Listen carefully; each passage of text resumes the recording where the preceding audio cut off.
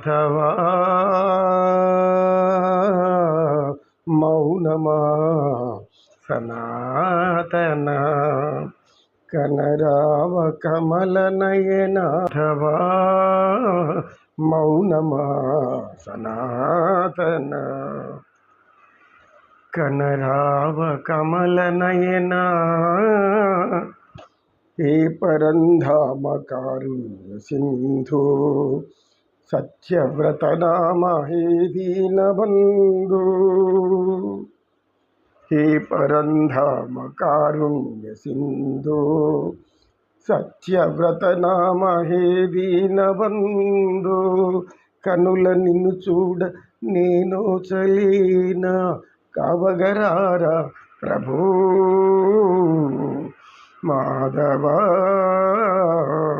మౌనమా సనాతన నారాయణ హరి నారాయణ నారాయణ సత్యనారాయణ నారాయణ సత్యనారాయణ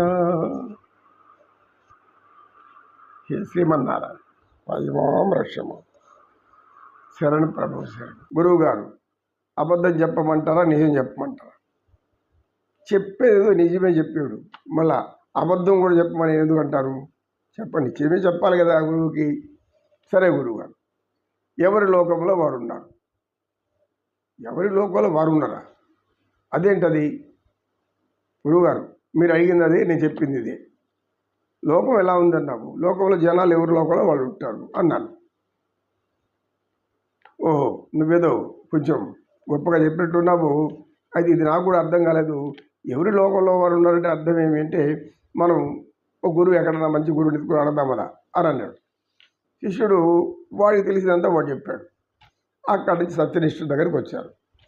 సత్యనిష్ఠుడిని, అయ్యా గురువు గారు, మీరు ఏదో విని మీ దగ్గరికి వచ్చాము, మేము ఒక చిన్న సమస్య వచ్చింది, తీర్చాడు అన్నాడు. ఏంటి ఆ సమస్య చెప్పండి అన్నాడు సత్యనిష్ఠుడు. ఆయన నమస్కారం పెట్టి కూర్చొని ఆసనం ఇచ్చాడు. శిష్యుడు నిలబడుకోవడం చేయగట్టుకోండి, ఈయన ఏం చెప్తాడో చూస్తామని. అప్పుడు ఏంటి మీ సమస్య అన్నాడు. నేను వీడికి ఒక ప్రశ్న వేశాను మా శిష్యుడికి. వాడు చెప్తున్నాడు, ఎవరి లోకంలో వారు ఉన్నారు అన్నాడు. సత్యమే చెప్పాడు అని అన్నాడు సత్యనిష్ఠుడు. అది ఎలా సత్యం? అందరికీ వేరే వేరే లోకాలు ఉంటాయా? అన్నది ఒకటే లోకమే కదా ఈ భూలోకం అన్నాడు.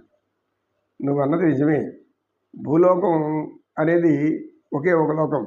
కానీ మనుషుల ఆలోచనలు రకరకాల లోకాలకు తీసుకెళ్తుంది, వాళ్ళు రకరకాల లోకాలు తీసుకెళ్తుంది. స్వభావాన్ని బట్టి, సంస్కారాన్ని బట్టి, వాళ్ళ యొక్క పరిసరాల వాతావరణాలను బట్టి మానవులు రకరకాలుగా మారిపోతూ ఉంటారు. ఒక వ్యక్తి సంపాదించుకోవాలి బాగా అని అనుకుంటాడు. సంపాదించుకున్నప్పుడు ఒక దగ్గరికి వెళ్తూ ఉంటాడు. అక్కడ ఏదో ఒక కొట్టు, ఆ కొట్టు కట్టేసి అంత అయిపోయింది, వెళ్ళిపోయాడు. ఇది రోజు గమనించాడు. ఎలా సంపాదించాలి, ఈ వ్యాపారి దగ్గర మనం దొంగతనం చేయాలి అనుకున్నాడు. వెంటనే అక్కడికి వెళ్ళాడు. ఆడకి ఇంకొక వ్యక్తి వచ్చాడు. నువ్వెందుకు వచ్చావంటే, నేను కూడా దొంగతనం చేయడానికి వచ్చాడు. ఓహో, అందరూ దొంగలేనా, నువ్వు కూడా దొంగేనా, ఇద్దరం కలిసి దొంగతనం చేసుకుంటాం అని ఇద్దరు కలిసి ఏదో కొంచెం ఎత్తుకున్నారు. ఎత్తుకున్నాక ఆడ ఒక దగ్గర నుంచి పంచుకుంటూ కూర్చున్నాడు. అప్పుడు వాళ్ళు ఏమన్నారంటే, లోకమంతా దొంగలమయంగా ఉంది కదా అన్నాడు ఒకడు. అవును, అందరు దొంగలే, వారి వారి స్థాయిలో వాళ్ళు దొంగిలించుకుంటూ బతుకుతున్నారు. ఒకడు మనసును దొంగిలించుకుంటాడు, ఒకడు మనిషిని దొంగిలించుకుంటాడు, ఒకడు మనిషిలోని అవయవాలను దొంగిలించుకుంటాడు. ఈ కాలం ఇలా ఉంది అని వాళ్ళు అన్నారు. అంటే మీ దొంగకు దొంగ బుద్ధి, దొంగకు దొంగ బుద్ధి. కనుక దొంగలు అనేవాడికి ఏముంటుంది, వాడి లోకమే వాడు ఆలోచిస్తాడు. దొంగతనం ఎలా చేయాలి, దొంగ తప్పించుకోకూడదు, ఎవరికి దొరకకుండా ఎలా తప్పించుకోవాలి, ఇది దొంగ వాడు లోకంలో ఉన్నాడు కదా అని అన్నాడు వినయశీలుడు. మిగతా వాళ్ళు అన్నాడు.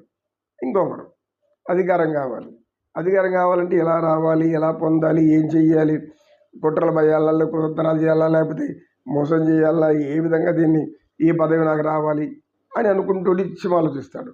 అంటే ఆయన లోకమే మీ పదవి. ఆయన లోకంలో ఆయన ఇప్పుడు అట్లే ఉంటాడు. ప్రజలను పరిపాలించాలి, ప్రజలకు మంచి చేయాలనే ఆలోచనలు ఉండేవాళ్ళు వేరే ఉంటారు. ఈ ఆలోచన ఉండేవాడు ఇలా ఆలోచిస్తుంటాడు, అడ్డదారులు పోవాలి, ఒక వ్యవస్థ నడుపుతూ ఉంటాడు. అది భగవంతుడి దగ్గర వ్యవస్థ. ఈ వ్యవస్థ నడిపేటప్పుడు దానికి ఒక క్రమశిక్షణ ఉంది, చట్టం ఒకటి ఉంది. చట్ట ప్రకారం నడుచుకోకుండా అడ్డదారిలో పోయిన వాళ్ళను వీళ్ళను దాన్ని ఏమంటారు, సిఫారసు అంటే రికమెండేషన్. అనేక మంది రాజకీయ నాయకులు పట్టుకోవడం, అయ్యా నాకు ఈ పని చేయాలని ఉంది, ఇది ఇట్లా ఉండింది, అది అట్లా అయిపోయింది, ఇప్పుడు నాకు మీరు పర్మిషన్ ఇవ్వండి. చట్టం అది ఒకటి ఏడ్చింది, దాన్ని ఆచరించిన స్వామి అంటే ఎన్నిసార్లు ఎంతమంది అన్నా చెప్పని వాళ్ళకి ఇన్రు అడ్డదారిలో పోయి ఆ పని చేసుకోవాలి. ఏదో విధంగా అడ్డదారిలో లంచాలు ఇచ్చో, లేకపోతే మంచాలు ఇచ్చో, లేకపోతే కంచాలు ఇచ్చో, ఏదో ఇది ఇచ్చి వాళ్ళ పనులు చేసుకోవాలి. ఈ లోకంలో వాళ్ళు ఉంటారు. అంటే వాళ్ళ మనసు మారదు. ఎందుకు? మరి మంచిగా పోతే, మంచి దారిలో పోతే మనకు మంచి జరుగుతుంది, దానికి ఆలోచనే రాకూడదు కూడా. ఎందుకు? వాళ్ళకి అలాంటి బుద్ధిలో ఉంటారు. అప్పుడు వాళ్ళ లోకంలో వాళ్ళు ఉన్నారు. ఇంకొకటి ఏం చేస్తాడు, ఎప్పుడైతే ఒక వ్యక్తికి ఏదో ఒక మంచి పదవి ఉంది, దానివల్ల మనకు లాభాలు వస్తాయి అనుకున్నప్పుడు నిరంతరం వాడి కాళ్ళు పట్టుకోవడం, వాళ్ళ ఇంటికి పోవడం, ఆ వ్యక్తి చెప్పినట్లు ఈ వ్యక్తి వినడం. ఎందుకు? ఈ వ్యక్తికి మనం సేవ చేస్తే అతనికి లాభం వచ్చినప్పుడు, అతనికి అధికారం వచ్చినప్పుడు మనకు సేవ చేస్తాడు, మనకు దాని సహాయం చేస్తాడు. అంటే పాదాలు మొక్కే వ్యక్తికి పాదాల మీదనే కోరికుంటాడు. నిరంతరం ఎవరి పాదాలు ఎట్లా మొక్కితే మనకేమొస్తుంది? అది అబద్ధమా, సత్యమా, నిత్యమా, ఇది చట్టవిరుద్ధమా, ధర్మ విరుద్ధమా, నీతి ఉందా, అవినీతి ఉందా, అవన్నీ అవసరమే లేదు. మాకు కావాల్సింది పని జరగాలి. అందుకోసం ఆ వ్యక్తికి ఎప్పుడు తోడు ఉంటాడు, అతని లోకంలో అతను ఉంటాడు. ఇలా అనేక విధాలు ఉంది స్వామి, ఒకటి కాదు. చెప్పుకుంటూ పోతే కొందరు వారి లోకంలో ఉన్నారు అంటే, కామంలో వికారంలో పొందేవాడు వాడు లోకం, వాడిని తీసుకెళ్ళి పరమ పవిత్రమైనటువంటి ఏ సింహాచలము లేదా సత్యనారాయణ అన్నవరం స్వామి దగ్గర కూర్చోబెడితే అక్కడ కూడా పాప ఆలోచనలే వస్తుంది, కానీ దైవ ఆలోచనలు రావు. ఎందుకు? వాళ్ళు లోకం వాళ్ళు మొదటి నుంచి ఇట్లాంటి అలవాటు అయిపోయేటట్టు అనుభూతి. ఏమనుభూతి? సర్వ సుఖాల అనుభూతి, శారీరక సుఖాల అనుభూతి, అదేవిధంగా ధన సుఖాల అనుభూతి. కనుక ఇటువంటి వాళ్ళకి అలాంటి లోకం ఉంటుంది. వారి లోకంలో వాళ్ళు ఉంటారు, వాళ్ళు మారరు కదా. ఎవరైతే మారకుండా అదే విధానంలో తప్పుదావులో పోతూ ఉండేటటువంటి వాళ్ళంతా వాళ్ళ ఆలోచనలో వాళ్ళు ఉంటారు. ఇంకా అదేవిధంగా ధర్మాన్ని నమ్ముకొని ధర్మాచరణలో పోవాలనుకునే వాళ్ళు వాళ్ళ లోకంలో వాళ్ళు ఉంటారు. ఓం తత్సత్. కృష్ణం వందే జగద్గురు.